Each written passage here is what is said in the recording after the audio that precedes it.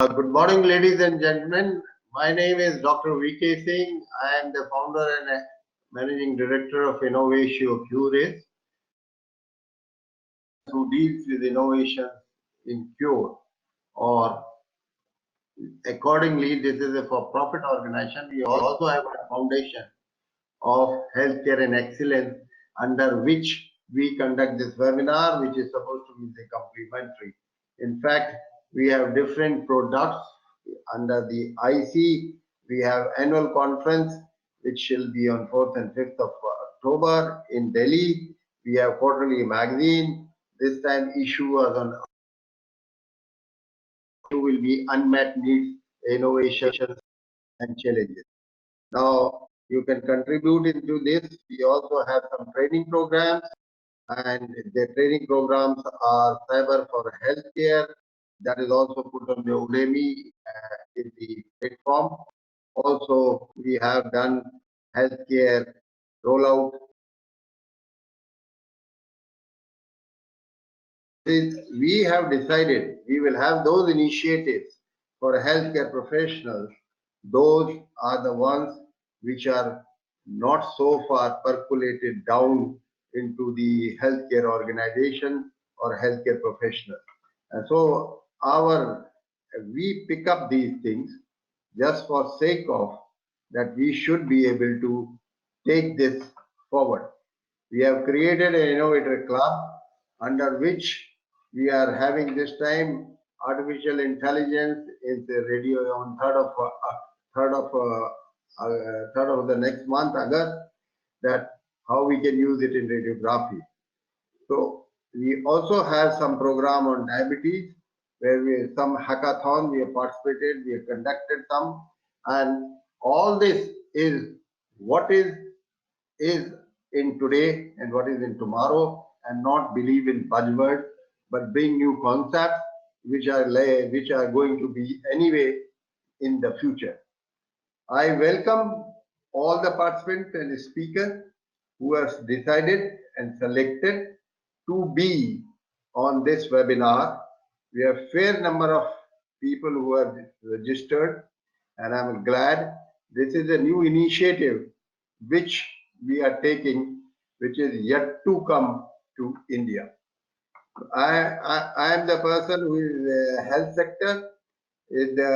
I had my career as an admiral of Indian Navy Medical Services heading, and I've done my hospital health management, etc. I've written some books in the US, and you can see on the link anyway. Denny is the one very known to us. He would be the speaker. I shall be moderating it. He is the evidence synthesis specialist of Campbell Collaboration, which is of South Asia, and he is already doing his final phases of PhD in health technology assessment. And he's a person who done a lot of work, conducted workshops, training, and trained in India and abroad, such things of HTA which are yet to be known to the people. HTA concept can be used in the health sector. It is definitely for health sector and also in public health. HTA is basically, of course, Denny will be telling you everything. Basically, it is some health technology assessment. It is something which is already existing, and if you have to bring it in the market, it is very strong in Europe. Actually, we saw in Sweden, we saw the center where we took the delegation, in fact, to the country, and it was very eye-opening how HTA, they have taken it very much in their country. It is something which has come by the startup, which is already existing, and most important, what HTA does. One is that anything which you bring, you think of patient safety first. You can't bring anything and produce, and there are some ethical issues, there are some regulatory issues which are coming day by day. New government is aware of this, and many things are already coming up. Second one, what benefit patient will accrue out of it? It will be evidence-based, and the cost is a major factor, that you have cost benefit and on this particular thing. So you would really find that these are the things which are patient safety, effectiveness, and collection of many data, which we can do it into many diseases and also to many public health issues. Now, if that is the source, to know what is the HTA, this will be the very right forum that you would understand through the person who is expert at what it is. What we have decided, anybody who wants a certificate of this webinar, if some younger lot wanted to put it, we are ready to give you e-certificate. We are also planning on the 3rd of October, 4th and 5th October, we have our conference. And 3rd of October, whole day program, which will be paid program, that can be done. And that advanced training definitely will be face to face. Danny will be the one resource person, and 1 day training will be there, certificate will be given. And for that, if anybody who is registered today, that means they are the one who are people who are interested in HTA, and let's take it forward and let government realize the people are prepared and it is needed. We will give them in that physical training 10% discount also, just to encourage this new subject. It's not a plum fee, but you can write to the people. The contact details are already flashed up, and you already have the website. You also have email. Please do that, and you shall get an answer within 48 hours of receiving your mail. Not taking much time of yours, let us now, I will hand over to the Danny. It would be like this, that whenever you have a question, please type it out in the chat box, and ultimately Danny will answer at the end. We'll try to take as much of questions as possible, which time permits. After that, Danny will give around 35 minutes for his presentation, 15 minutes for question and answer, and 5 minutes for me to wrap up and close the webinar. Once again, thank you very much for attending it and taking this initiative forward, which is needed for the country and the health facility. Thank you. Over to Delhi. Thank you, Dr. Singh. Good morning, all. A warm welcome from a very wet Delhi. I am Denny John. I work out of Delhi office at Vasant Kunj with the Campbell South Asia, Campbell Collaboration South Asia. And Campbell Collaboration is an international network of researchers working on evidence synthesis and economic evidence related to systematic reviews. I'm also a trained health economist, and part of my work as a health economist is also guiding health technology assessments in India and other places. I'm also a convener for the Cochrane and Campbell Economic Methods Group, which essentially means that I bring methodological guidance to Cochrane kind of reviews. Today I'll be talking about a very niche area. It's started to come into countries like India and Thailand has been done it for many years. India has entered for the last 2-3 years, and this will now start proliferating over the next decade. Essentially because the WHO has endorsed health technology assessment as one of the vehicles to achieve universal health coverage. As India will also be embarking on universal health coverage, HTA would be one of the vehicles to assess that. So in this case, I'm just going to introduce basic concepts of HTA. The audience or the beneficiaries of such a presentation would be people who are within the policy space, researchers who are working in this space or intending to work in this space. But I'm also tuned to the fact that some of you would be from hospitals, medical device companies, including startups because of the Made in India campaign. And finally, I'll be speaking a bit about, since Dr. VK Singh has already mentioned that there is focus within his organization on artificial intelligence and machine learning, how can health technology assessment be used for some of these upcoming artificial intelligence methods. So I'll take a bit to present myself, and then I'll be happy to take any questions in the end.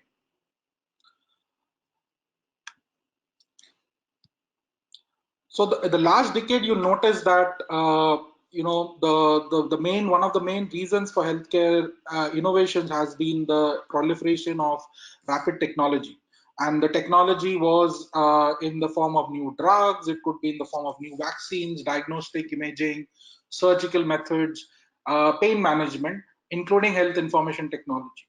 But the main issue that happened was because of this proliferation and expanding of health technology use, one of the main factors has led to the increase in healthcare costs.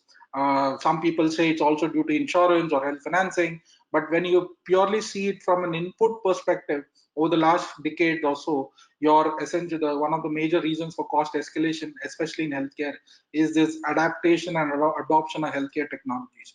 In fact, I don't roughly have the data for India, but in the US, almost a decade back, half of the increase in the spending on healthcare for several decades was associated with expanded capabilities of technology in medicine.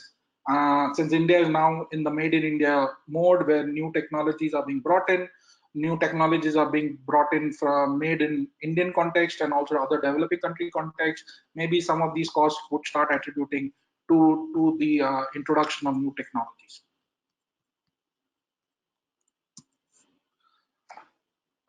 India is now also the healthcare innovation hub. A lot of these innovations are not just for changing the way that the healthcare is delivered in urban areas, for example, but also to improve rural healthcare. And most of these innovations are majorly in the form of technologies or or in the form of positive disruptors, in the form of maybe an artificial intelligence diagnostic method or any kind of device for testing. For example, I was recently involved in one assessment which was on anemia, and that was basically done at the primary care setting.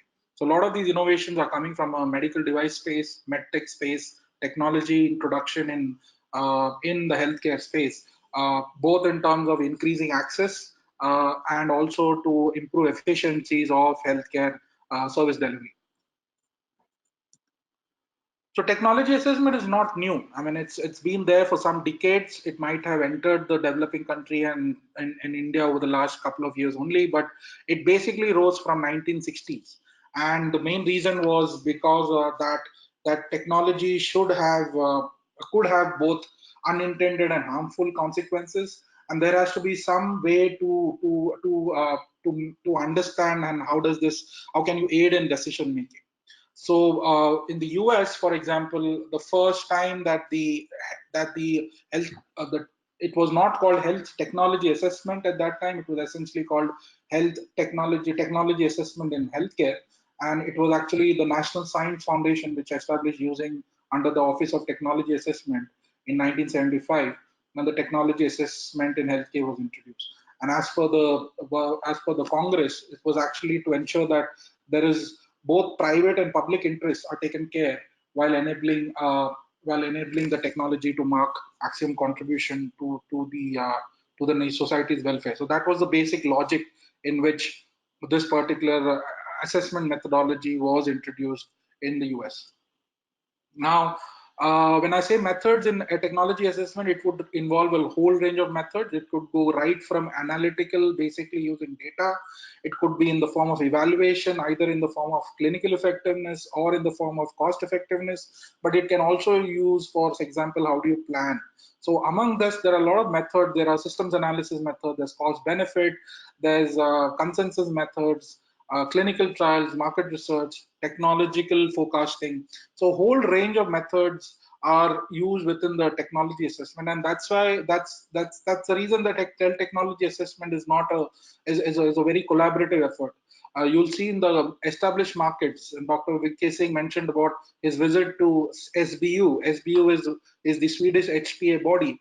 It comprises of a certain number of people with various skill sets. So there will be a clinician, there will be a health economist, there will be from people with clinical trials experience, statistics experience, psychologists, people who understand how to measure patient outcomes and aspects like that. So it's a very collaborative effort. Also, because it's collaborative, its application is very complex. It requires a whole set of specialized skills, which all comes together to conduct a technology assessment Although in India, there are some areas or some instances where these are being done.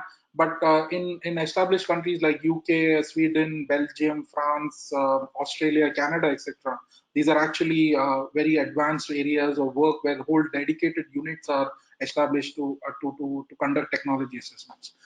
But at the same time, you have to what is done for one device or one methodology is cannot be applied for another methodology. That's number one.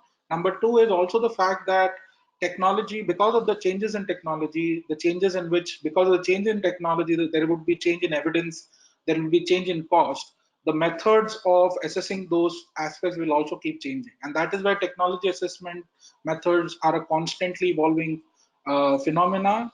It also has to be flexible in terms of for whom are the HTA being done. So if it's done for the government, then the HTA has to be flexible to the needs of the government. If it's done for a medical insurance or a health insurance company, then the technology assessment method would need to be flexible to assess, to ensure that what the health insurance company expects or needs to be done, then that is the main focus. If it's done from a policy perspective, then it is used from that perspective. So it has to be tailored to the task. It has to be flexible, and that is a recognition way back. Both practitioners and policymakers, at least in the US when it started, it had started that focus.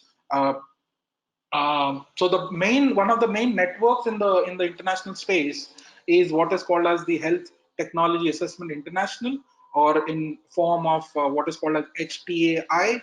The HTAI is the main scientific research body which actually to emphasize on the need, and also come out with a lot of operational and conceptual definitions of health technology assessment. So the HTAI, according to the HTAI, the HTA is actually a multidisciplinary field. It includes health impact of technology, context, as well as whatever available alternatives. So if there is a new device that's available in the market, how does it compare in terms of clinical effectiveness, cost effectiveness, social aspects, ethical aspects, and legal aspects to the existing methodology is what it's concerned as part of HTA. So context, and within that you'll have the entire context in mind. In India, for example, health is a state subject. So the way HTA would be considered in Gujarat might not be similar, that might be needed for Andhra Pradesh, just because the diseases might be different. The way that the state might be able to adopt or adapt a particular methodology or technology or a healthcare delivery might be different. So in that case, a lot of contextual factors, which such as economic, organizational, social, for example, and other ethical impacts of the use of or introduction of technology within the healthcare has to be assessed.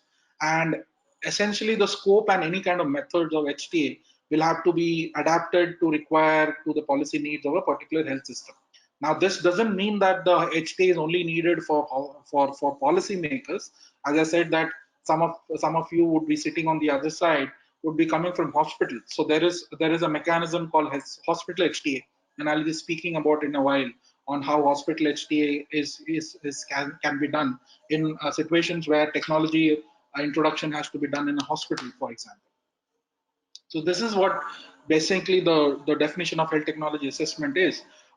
As I said, the process of HTA is constantly evolving. So there is this international network of Association of Health Technology Assessment Agencies, or INHATA for short. So this is like the WHO of all the HTA agencies. So HTA agencies like NICE in the UK, SBU in Sweden, the Pharmac in UK, in New Zealand, CADTH in Canada, are all networks of INHATA. And currently, as of now, as I'm speaking, there is this body which has been formed, which is trying to come out with an updated definition of HTA, which is going to consolidate and simplify of all the various definitions that are currently in existence, and also to ensure that this language of HTA is common across various bodies such as WHO and European Union HTA. There's another body in Asia called HTA Asia Link. So ensuring that the glossary or the way in which HTA is communicated would be common. So there is a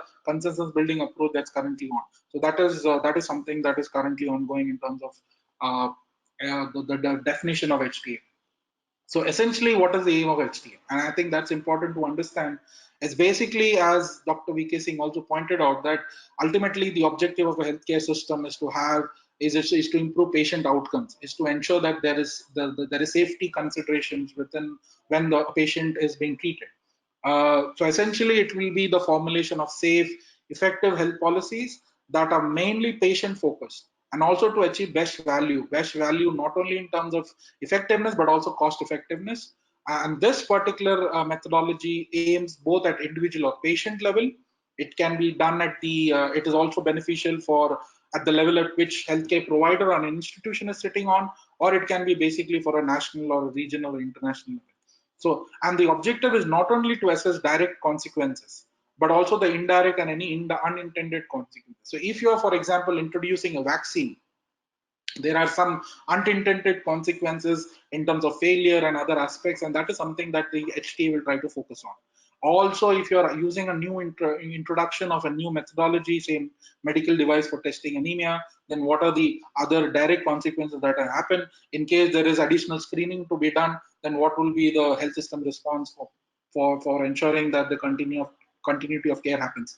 HTA tends to look at all these aspects. It's not just a singular input driven approach, that what happens when an input is there. It also ensures that there is process understanding and what are the outcomes that are changed. So it looks at both direct and intended consequences, but in many cases also indirect and unintended consequences as well. Now this is an important slide, and I'll take some time to just emphasize on this slide. And the reason is to ensure to actually explain that the purpose of HTA can be useful for across all these domains. It could include regulatory agencies where you have to you have to make a decision of whether to introduce a particular drug or a device or a related technology. So HTA would be useful in that. It can be for payers, for example, health insurance companies, whether the technology should be covered or not, and if yes, then what should be the amount of coverage. So that will be the second level of people who would be using HTA. The third would be both clinicians and patients. More clinicians, less of patients, because in India most of the technology introduction or use is actually decided by the clinicians and not by the insurance companies or by the patients directly. But in this case, what is the appropriate use of healthcare interventions for a particular patient issue? That is what the HTA, in case clinicians or patients, needs to understand and focus about. A lot of these health professional associations, for example, the FOPSI, the Indian Academy of Pediatrics, comes out with practice guidelines, or what is called as clinical practice guidelines. And nowadays, the clinical, because of the introduction of technology, you'll have to there would be need to look at how this technology can be embedded or integrated within these clinical guidelines. In case this has to be done, then again the role of HTA would become important to ensure that these methods get incorporated within these practice guidelines. How can hospitals do it, or health networks do it, or how can group purchasing or other kind of primary care organizations? This is basically where you're trying to make a decision about technology acquisition. A PET scanner has to be bought. Best would be to see if there's an HTA that is possible, and it will be mostly like and I'll explain in the next slide what are those orientations in which you do HTA. So hospitals where you are purchasing a large CT scan or MRI, you can actually use an HTA as a logic or as an evidence-based tool, as one form of what is called as evidence-informed management decision making for introduction of these technologies in a hospital. Next would be in case you're setting standard setting organizations like, say, Quality of Council of India, or maybe the regulatory agencies which are setting some standards in which medical devices or introduction of these technologies are to be introduced. Then HTA can be used to ensure that there is performance, appropriate use, and other aspects of it. So that's the value of HTA there. HTA is not only for devices or clinical decisions, but also for public health programs. And that is where the organization, Ministry of Health, through the Department of Health Research, through the Health Technology Assessment India, and I'll be speaking about in a while, is also undergoing HTA for public health programs, especially in the form of screening, immunization, etc. Lawmakers and political leaders. This is now very prominent in the UK, for example, NICE, where these policies around any kind of technology innovations or research and development of healthcare are actually used are used only after HTA assessments have been done. health technology companies, medtech companies who are introducing new medical devices in the market could use these HTA methods to actually ensure that there is product development at the stage of product development. You can also use it for what is called as market access or accessing market decision. Is it cost effective to the current technologies that is available in the market? HTA could be one of the vehicles to explain you or give you evidence for making that decision. It will also be useful for a lot of investors and companies, especially where there is investment in capital funding right now in the healthcare sector or acquisitions or any other means. So these are also useful. HTA is also useful as a tool for investors to understand the evidence to make a financial decision around these kind of introductions of capital funding. And finally, research agencies like ICMR or similar institutions can actually use HTA to identify if there are any evidence gaps for a particular methodology or an introduction. So if the government is planning to introduce a particular methodology for testing anemia in the field, then research agencies can use HTA to actually assess, is there any gap in the evidence, or is there evidence for the introduction of these new technology or methodology. So these are all the purpose of HTA. HTA is not only related to just purely from a clinical perspective. It's applicable to a lot of other agencies, clinicians, professional associations, hospitals, and technology agencies, and including companies and research agencies. So that's the basic purpose of HTA.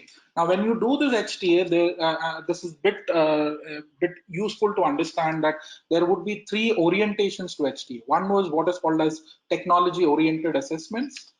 These are actually where it is useful to determine the characteristics or the impact of a particular technology. So, for example, if the government wants to assess and it's planning to introduce cochlear implants, for example, and they want to understand what is the clinical, economic, social, professional, or any other impact of introducing cochlear implants as part of their reimbursement or public health system, or then there would be a technology-oriented assessment. That would be the orientation of HTA in that particular direction. Say they want to introduce cervical cancer screening in the country, so that would be a technology-oriented assessment. The second one is what is called as a problem-oriented assessment. Problems-oriented assessment focus basically on a particular disease, where basically to manage a particular disease, what are the solutions or the strategies for that that particular disease.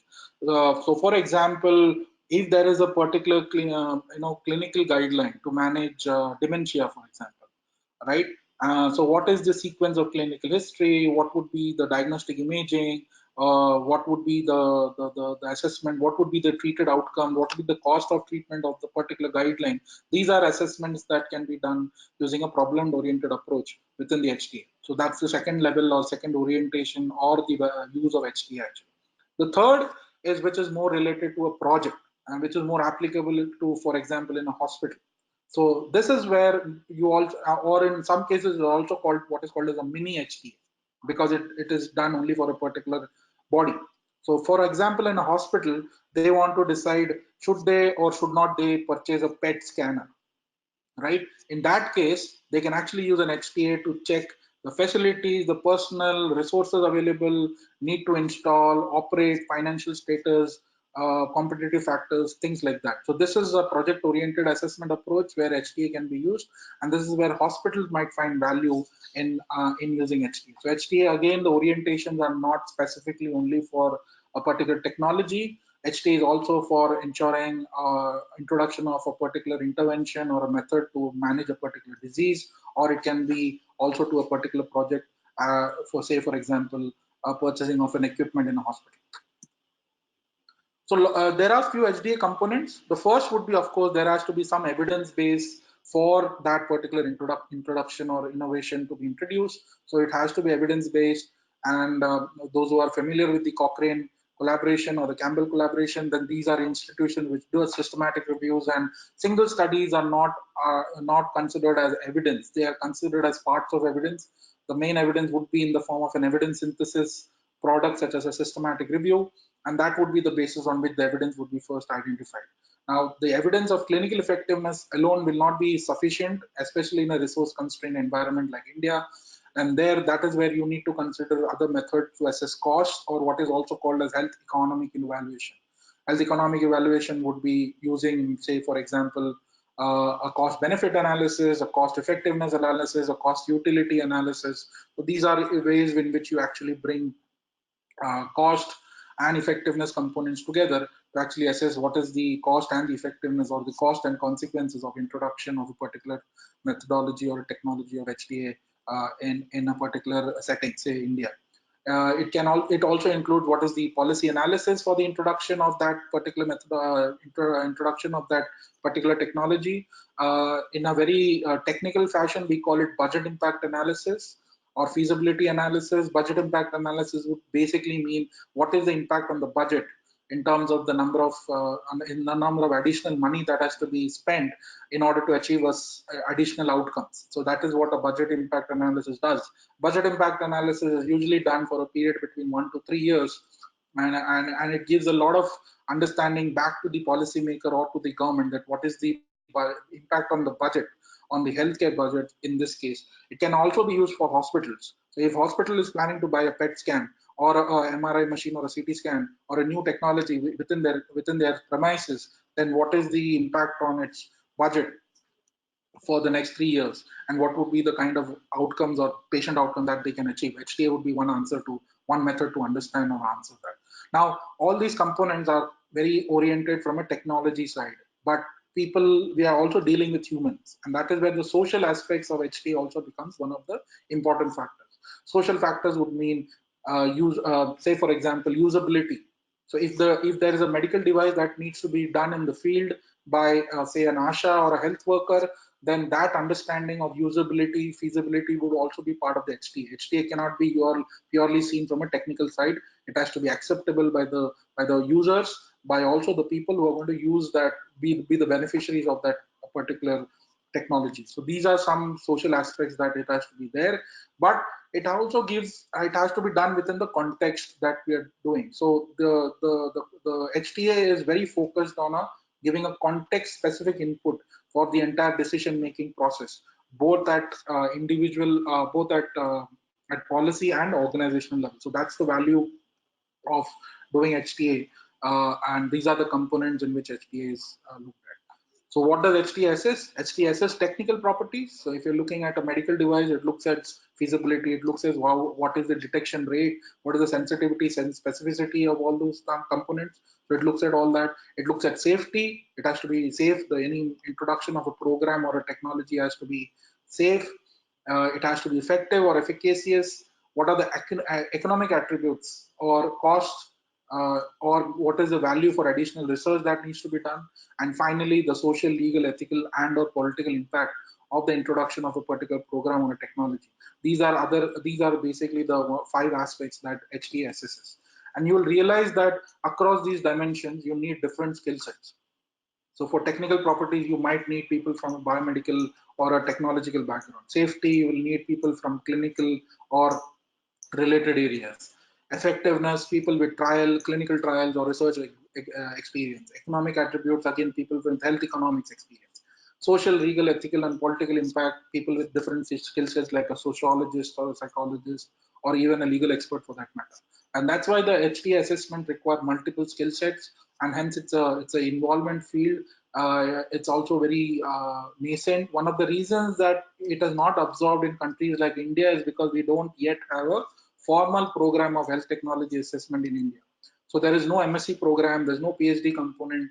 Anybody who wants to understand HTA has to go abroad to UK, or how I've learned. I did my second master's from University of Auckland in New Zealand, and where I learned a bit on systematic reviews and cost effectiveness. But along the way, then I had to attend many international seminars to actually get introduced to the concepts of health technology assessment. And right now, my PhD is also helping me in that direction. So HTA, one of the main reasons why HTA has not been absorbed in India is the lack of understanding or technical understanding of the topic, essentially coming from a trained personnel to conduct such assessments. So the stakeholders, because all these engagements are there, you could have a various stakeholders, and I explained in the previous slide on who are the beneficiaries of HTA assessment. Your beneficiary stakeholders would include a patients, and that is the reason I've included them at number one. In fact, in Europe, since the last couple of years or 3 years, and NICE has been one of the ambassadors for this. There is a very conscious effort to ensure that patient engagement or consumer engagement is a part of the formal health technology assessment process. So in NICE, which stands for National Institute of Clinical Excellence, if there are assessments done, the patients or the consumer group representatives sit on that, are part of the stakeholders for understanding that. There is public consultation of these products that are, so even if an HTA is coming out or a method is introduced, it is accepted only after a few public consultations are conducted, where patient groups can send their representatives or in fact represent themselves as well. The other stakeholders would definitely include healthcare professionals. This will include both clinicians and managers. It will also include public health managers, people who are managing programs in the district level or the state level or even national programs. It would definitely be the industry, because the industry would use this as means to get into the market, understand more about it. And this could mean the pharmaceutical industry, it could mean the devices industry, and the new industry that's coming up, which is the startups in India, essentially around made in India medical devices or artificial intelligence, especially in the field of medical diagnostics. Other stakeholders could also include third-party payers like insurance companies. India has now the largest, one of the largest health insurance schemes in the world, the Ayushman Bharat. Then maybe Ayushman Bharat would be now looking at HTA as one of the decisions to ensure what kind of services should be part of the insurance benefit package. And finally, the government. So the HTA stakeholder will include all these kind of players, which would be having equal or almost an equal stake in any kind of HTA assessments for an introduction of a particular program or a methodology, technology in a particular country.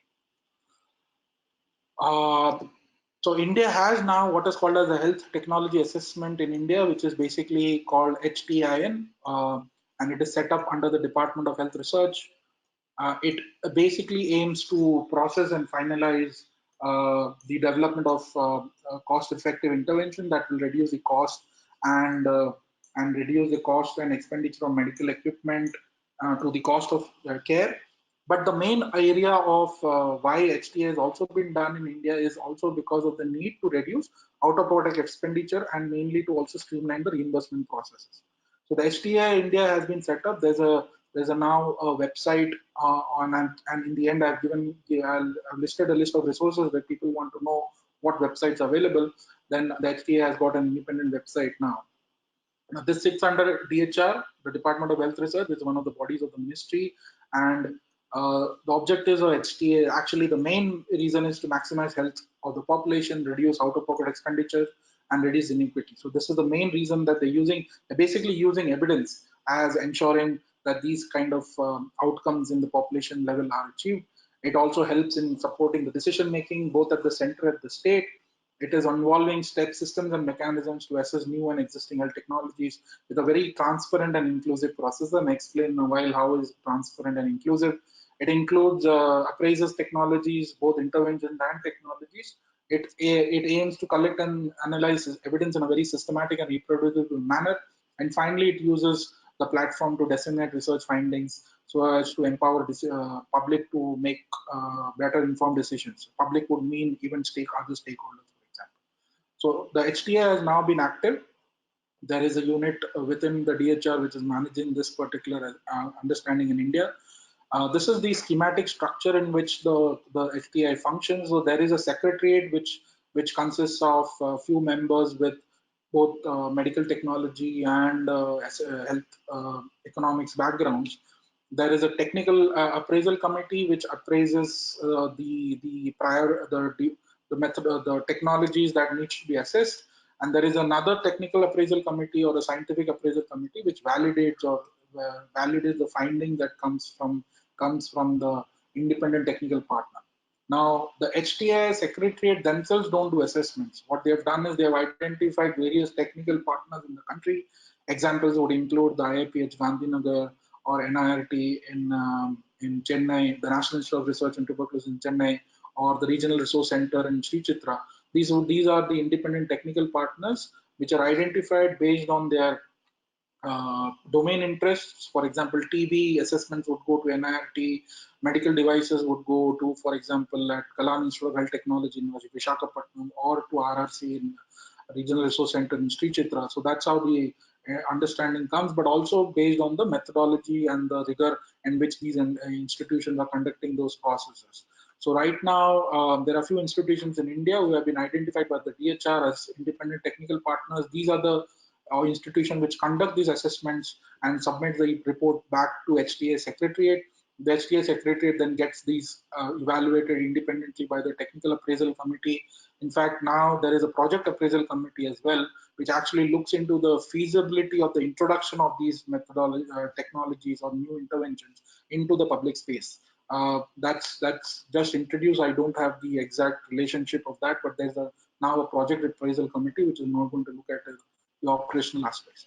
As I said, it sits under the Department of Health Research.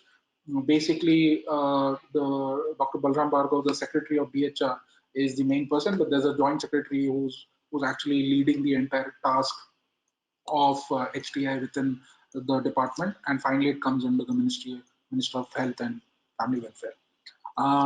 Now, what I mentioned, HTA is mostly at the central level. There are now certain state units which are more guiding the state, which are slowly expected to go to the state. Basically, they will guide the state decision making. So Kerala is one where the regional resource center called at Sri Chitra or Achutamenan Health Center is the regional resource center for HTA in the state of Kerala. In Tamil Nadu, the National Institute of Research in Tuberculosis, NIRT, is expected to be the HTA agency for the state of Tamil Nadu. And in Andhra Pradesh, the Kalam Institute of Health Technology is the HTA body for that particular state. So there would be state units, and slowly as HTA becomes more expanded and the use becomes much more widespread, the states would start relying on these bodies to actually give them evidence for decision making, especially for introducing new programs or services or technologies. So, the engagement areas of HTA, I mean, this list doesn't belong only to HTA, but I've just included which are the other areas, which are all the areas where health technology assessment are currently being done. It could include invasive or implanted medical devices, for example, any kind of connected device or internet of IoT devices or apps. In fact, NICE has started an initiative called NICE-X. NICE-X would be looking at the assessments on artificial intelligence or digital health. They are not placing artificial intelligence alone. NICE is looking at digital health together, and under that AI methodologies or assessments would be conducted. So NICE-X or NHS-X would be the initiative under which digital health would be introduced into the NHS in the UK for the next few years. It can also look into complex surgery, disruptive technology with basically impact on the organization of healthcare.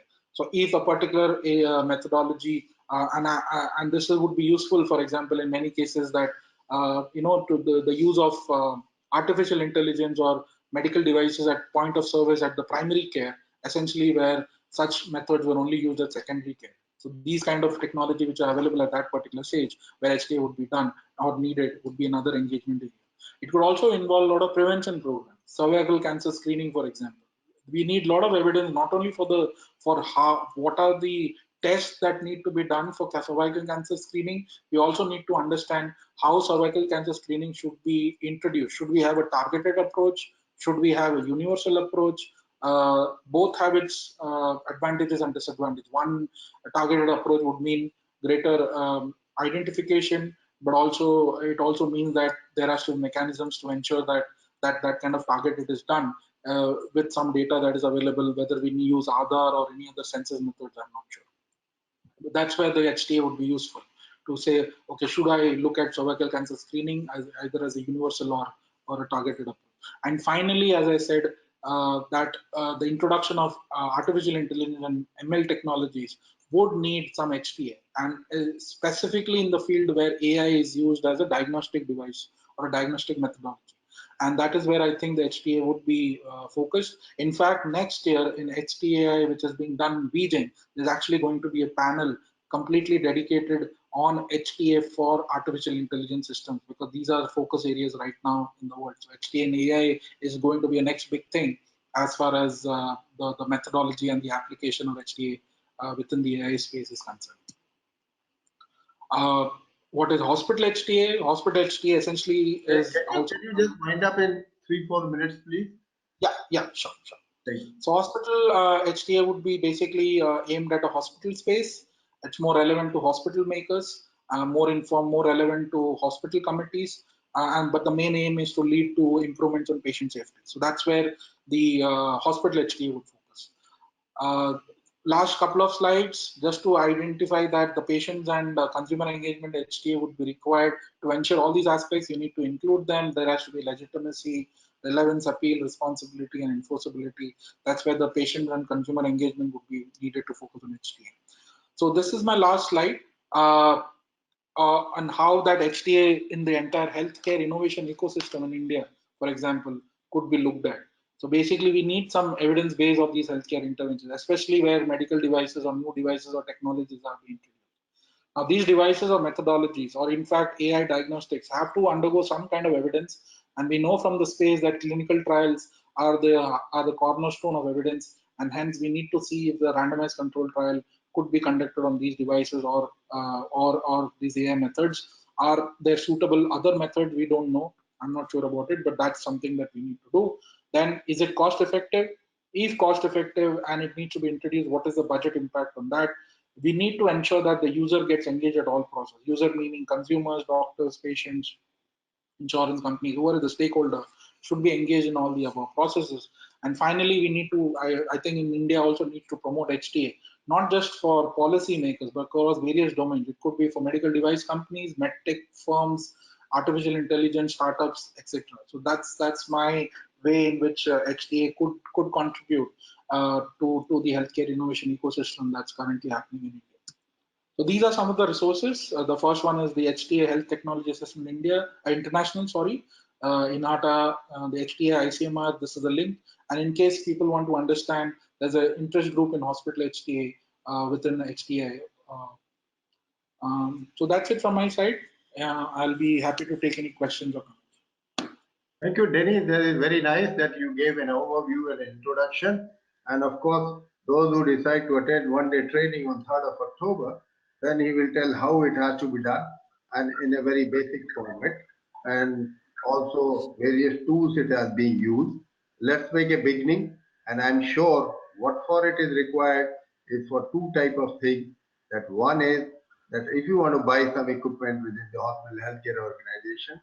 Secondly, if you are going to be a startup, that you do get your HTA done.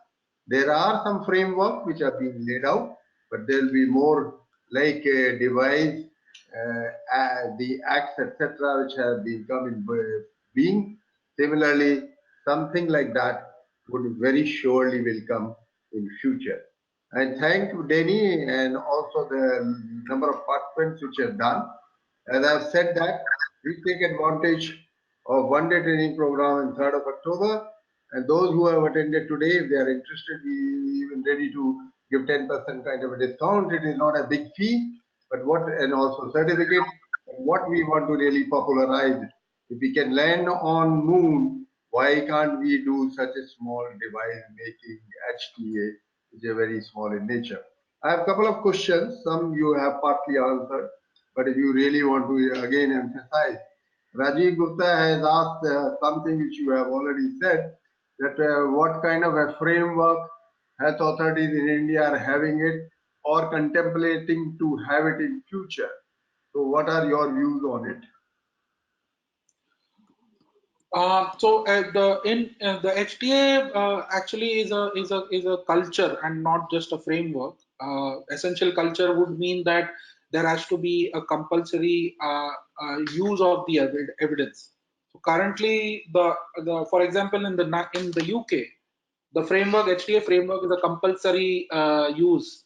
What I mean by that is a positive or a negative recommendation is the only basis in which NHS can introduce that particular program or a device or a technology in NHS. So if a NICE gives a negative recommendation, NHS will not be able to adopt it. Positive recommendation doesn't mean that NHS will adopt it. Positive recommendation would mean that it will be considered for further assessments, and if there is other financial and other social and legal considerations conducted, then only it will get adopted in NHS.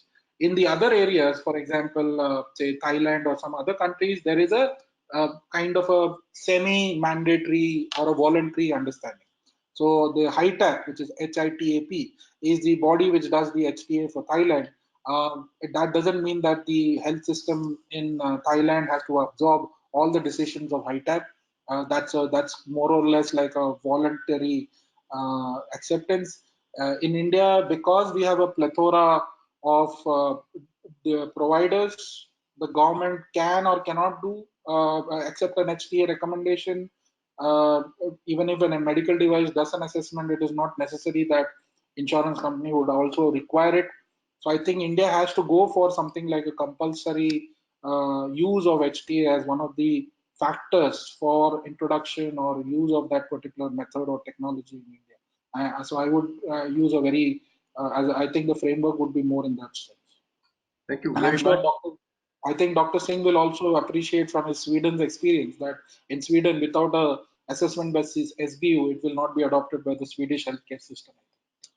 Yeah. If anybody has missed a point or anybody has not attended a webinar, spread the word around. We'll put it on YouTube. And also, Danny has promised me that he will write an article for better understanding.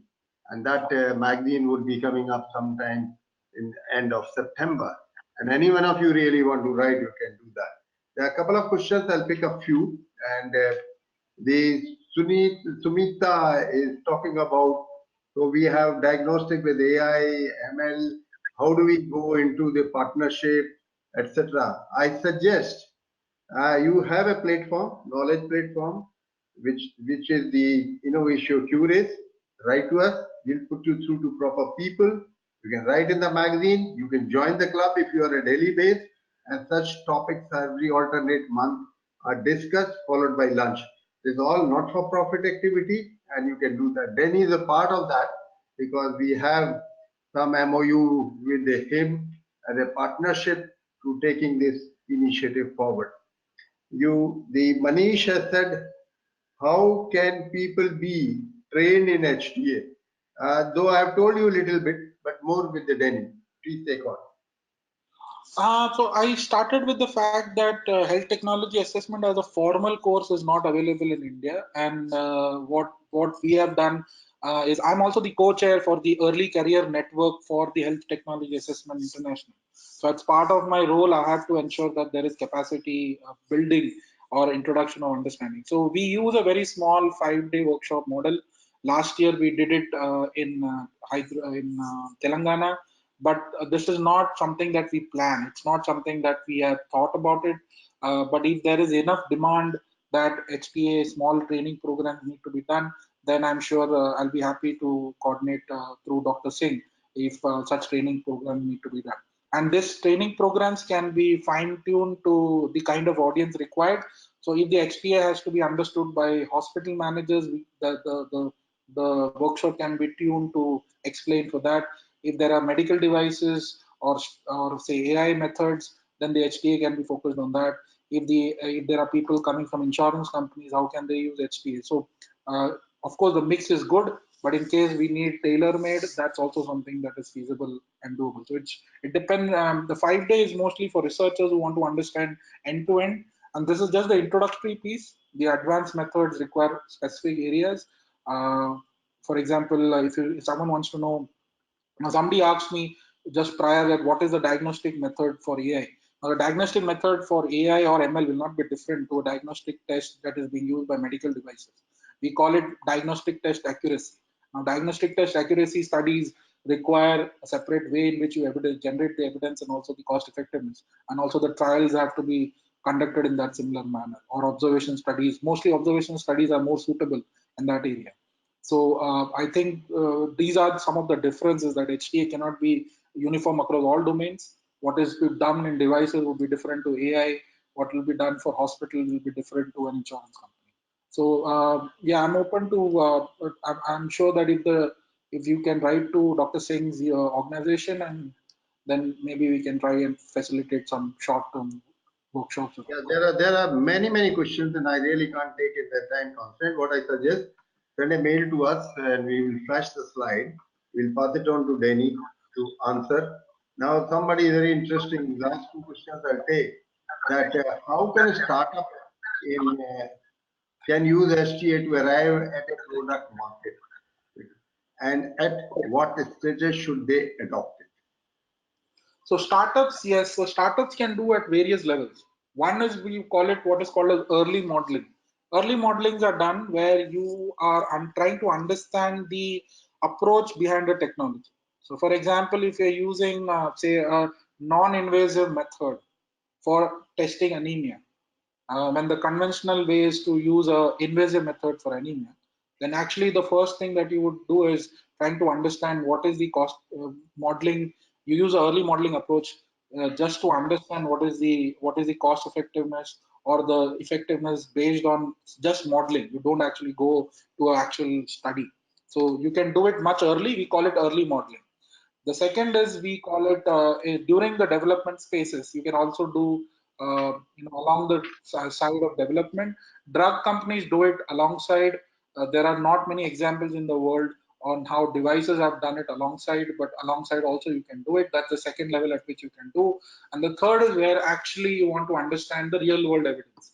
That is basically where you want to introduce, you're planning to introduce the particular technology on the field, and so you actually want to see what is happening, and then maybe the best way would be to see for randomized control trial. But before you do a randomized control trial, it will be better to do some kind of comparative analysis using a case control or some kind of observational study, and then use a trial, and then see what is and include your cost effectiveness as well. So, and then finally, once you have all that, you can actually do and you are able to once you put it on the ground, and your say your device or a methodology or a AI method is actually used, then you can actually start collecting the data to actually check what is the real world evidence of the introduction of such a device or a technology. So as I said, the HTA can be done on all these four stages. Yeah, thank you very much, Denny. And there are many questions, and I don't think we can take on because the time is a constraint. But however, not to discourage, those questions have not been answered. May I request, I have flashed a slide that write to us, and we will ensure you get reply either from us or Denny. He's a part of us anyway. And these are the various activities which we do. I had in the beginning also mentioned to you that on 4th and 5th of October, we have Unmet Needs Innovations, the annual conference in Delhi, in Taj Vivanta, into Dwarka. We are also having one-day training on HTA, that is on 3rd, and some more training we are also contemplating it, like healthcare, cyber security in healthcare, cyber security for healthcare. We are also developing something on artificial intelligence.